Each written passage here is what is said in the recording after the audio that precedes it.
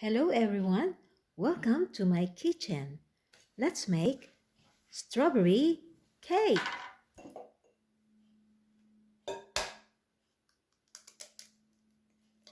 First,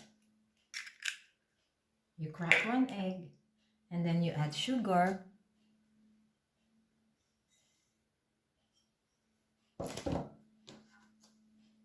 And then you mix them.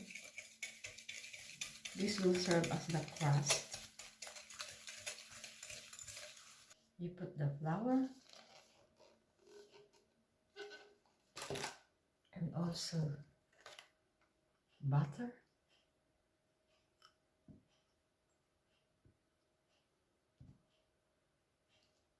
So, lemon zest.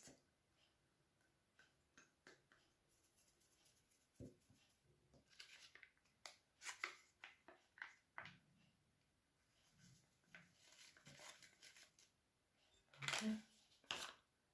So, a little bit of salt.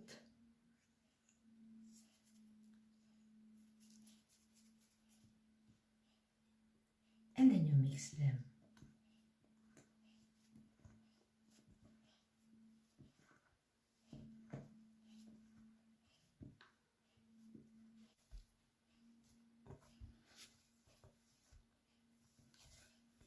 Let the dough sit in the fridge for about 30 minutes. The strawberries, I'm going to wash them and clean them. Like this. And like this.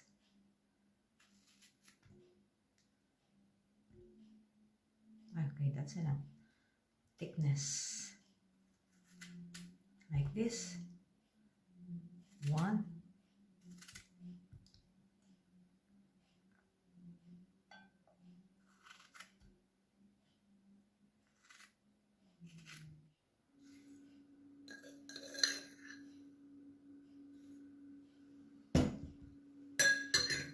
And then Squeeze one lemon.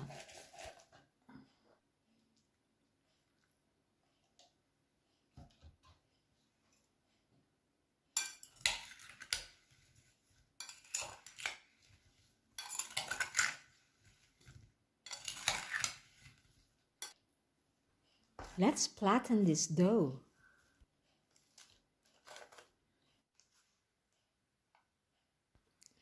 In the preheated oven at 170 degrees Celsius for about 20 minutes. now I prepare the pastry cream. So first, milk.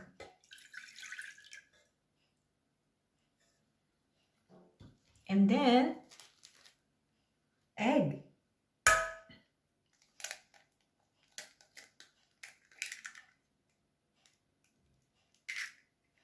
Sugar.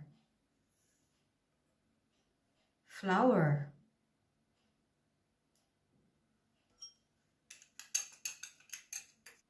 Then, vanilla powder.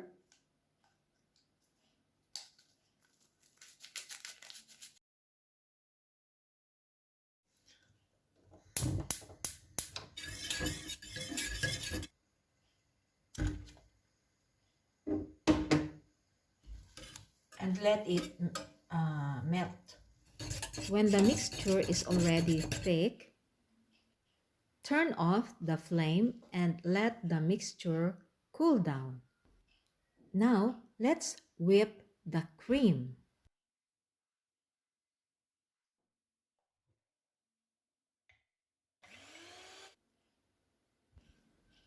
Let's add 10 grams of powdered sugar to the whipped cream. Now, let's incorporate the pastry cream to the whipped cream.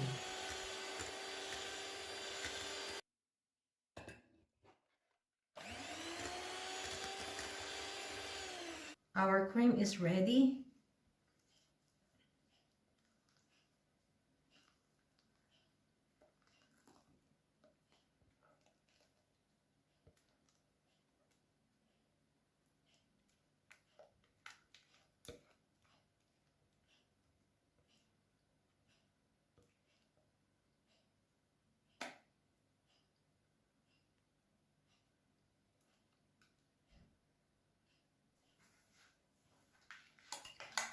Let's assemble the sliced strawberries on top of the cream of the cake.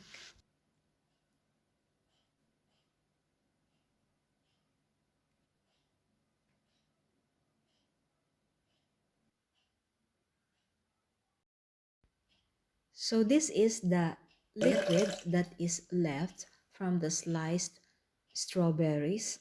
We'll just add water to it to make a gelatin. And then 8 grams of cornstarch.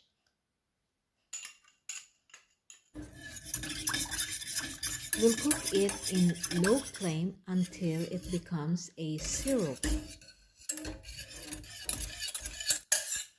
Let it cool down. Ready to glaze it with this mixture. When the cake is finished, let it stay in the fridge for about 1 to 2 hours.